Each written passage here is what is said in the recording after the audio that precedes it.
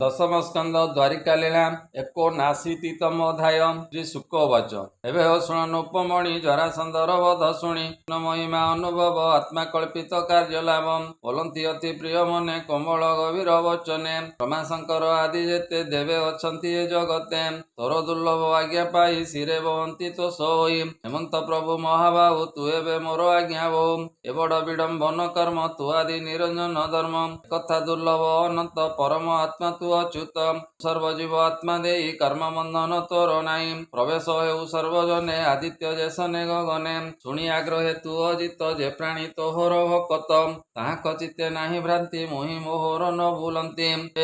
ଏ ତୋହର ଶରୀର ଏମତେ ଜ୍ଞାନିକ ବ୍ୟବହାର ଏ ତୋର ମାୟାର ବିକାର କେ ଜାଣିପାରେ ଦାମୋଦର ବୋଲନ୍ତି ଶୁକ ମହାଜତି ଶୁଣ ରାଜନ କୁରୁପତି ଧର୍ମନନ୍ଦନ ଯଜ୍ଞ କାଳେ ରହି ଗୋବିନ୍ଦ ପାଦ ତଳେ ଧର୍ମନନ୍ଦନ ତୁଲେ ହରି ଋତିଜ ଚାରିବେ ଦୁହରି ଏ ଶ୍ରୀ ବେଦ ବ୍ୟାସ ଭରଦ୍ୱାଜ ମୈତ୍ରେୟ ଗୌତମ ଦ୍ୱିଜ ଏ ଦେବଳ ବଶିଷ୍ଠ ଚ୍ୟବନ ପ୍ରଚଣ୍ଡ ମହାତେଜ ବର୍ଣ୍ଣ ସୁପୁଣ୍ୟ ମୈତ୍ରେୟ ଋଷି ଏ ଆଦି ଯେତେ ବ୍ରହ୍ମ ଋଷି ଯେ ବିଶ୍ୱାମିତ୍ର ବାମଦେବ ସୁମନ୍ତ ମୁନି ଜୟ ଦେବ କ୍ରତୁପଲକ ପରାଶର ସଙ୍ଗେ ଗୌତମ କୁମର ବୈଶମ୍ପାୟନ ମୁନିବର ସୁଭାଣ୍ଡ ବିଭାଣ୍ଡ କୁମର ଏ ଧର୍ମ୍ୟ ଭାର୍ଗବ ପରଶୁରାମ ଅସୁର ବିତିଓତ୍ର ଧର୍ମ କଣ ଦୁଷ ବୀରସେନ ଏ ଆଦି ମୁନି ଜାତ କର୍ଣ୍ଣ ଅଣାଇ ନାନା ମୁନିଗଣ ଅନ୍ତରେ ପୂଜି ଭୀଷ୍ମ ଦ୍ରୋଣ ଏ ଭାତୃ ସହିତେ କୁରୁନାଥ ସଙ୍ଗେ ଘେନାଇ ସୁତ ପୁତ୍ର ଶ୍ରୀକୃଷ୍ଣ ଆଦି ବନ୍ଧୁ ଯେତେ ମିଳିଲେ ଆଖଣ୍ଡଳ ପ୍ରସ୍ତେ କ୍ଷତ୍ରିୟ ଆଦି ତିନି ବର୍ଣ୍ଣ ଯଜ୍ଞ ଉତ୍ସବେ ଆଗମନ ଭୂମିରେ ଯେତେ ନୃପଗଣ ଯଜ୍ଞ ମଙ୍ଗଳେ ନିମନ୍ତ୍ରଣ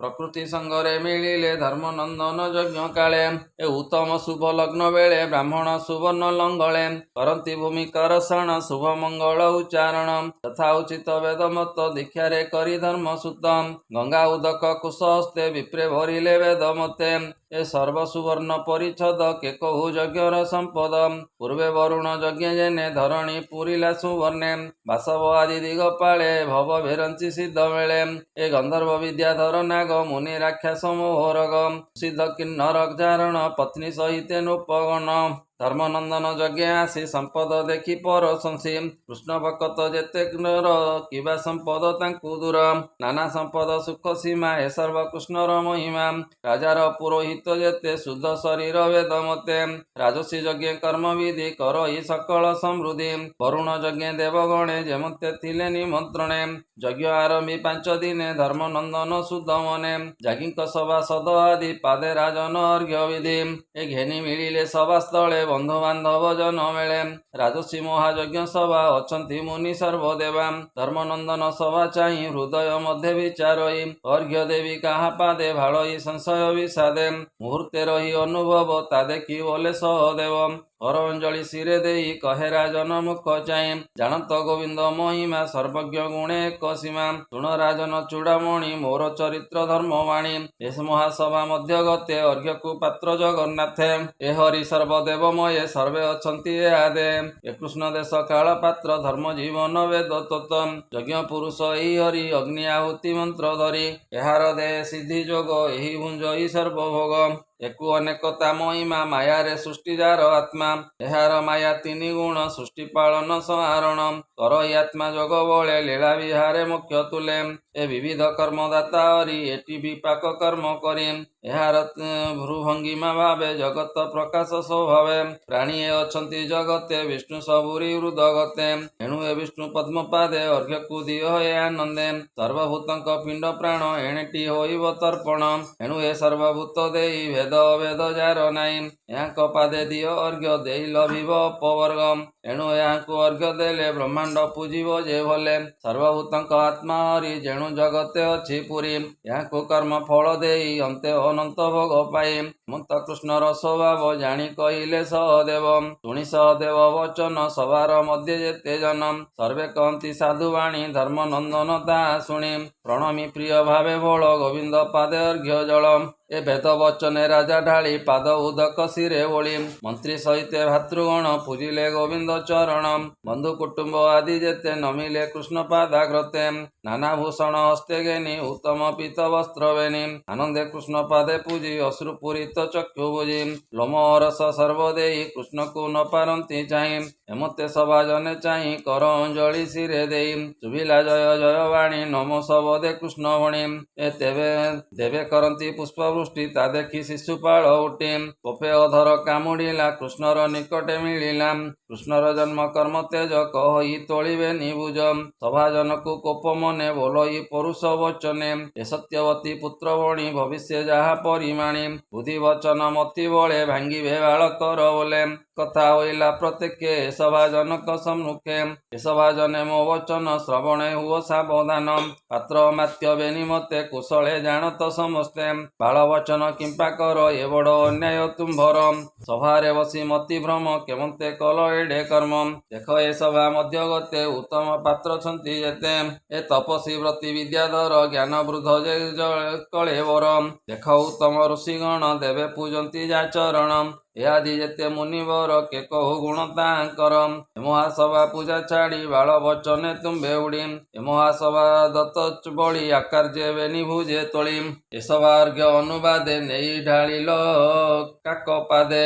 ଦେଖ ଏ ନନ୍ଦ ପୁଅ ଶିଶୁ ବ୍ରଜ କାମିନୀ କୁଳମ୍ ପାଶୁ ଏହାକୁ କେମତେ ପୂଜିଲ ବେଦ ବଚନ ନ ବୁଝିଲ ଏନୁ ଏ ଚାରି ବେଦ ମଧ୍ୟ ଶୁଣ ଆଶ୍ରମେ ଅନୁବାଦେ ଏଥାଇ ଆପଣାର ମତେ ସମସ୍ତେ ଜାଣନ୍ତି ଜଗତେ ଏହାର ଗୁଣ କିଛି ନାହିଁ କେମତେ ଅର୍ଘ୍ୟ ଯୋଗ୍ୟ ପୂର୍ବେ ଯଜାତି ସାପ ଫଳେ ନୃପ ଆସନ ନାହିଁ କୂଳେ ଏହାର ନାହିଁ ଜାତି କୂଳ ନିଶ୍ଚୟ ମଧୁପାନେ ବଳ ତ ନୁହଁ ତୁମ୍ଭ ଭଲ ଏହାକୁ କେମତେ ପୂଜିଲ ଦେଖ ଏ ପୁଣ୍ୟ ଭୂମି ଛାଡ଼ି ଋଷି ବ୍ରାହ୍ମଣ ସଙ୍ଗେ ସମୁଦ୍ର ମଧ୍ୟରେ ଘର କରି ଜୀବନ ଅତି କଷ୍ଟେ ଧରି ନିତ୍ୟ ପୀଡ଼ଇ ଜନ ପ୍ରଜା କେମତେ କଲ ଏହା ପୂଜା କେତେ କହିବା ଏହା ଗୁଣ ଏନୁ ଏ ତୁମ୍ଭର ପ୍ରମାଣ ଅଧିକ ଗୁଣ ଦୋଷ ଯେତେ ଲୋକେ ଜାଣନ୍ତି ଏ ଜଗତେ ହେମନ୍ତ କହି ନୃପମଣି କୋପେ ବୋଲଇ ନିନ୍ଦାବାଣୀ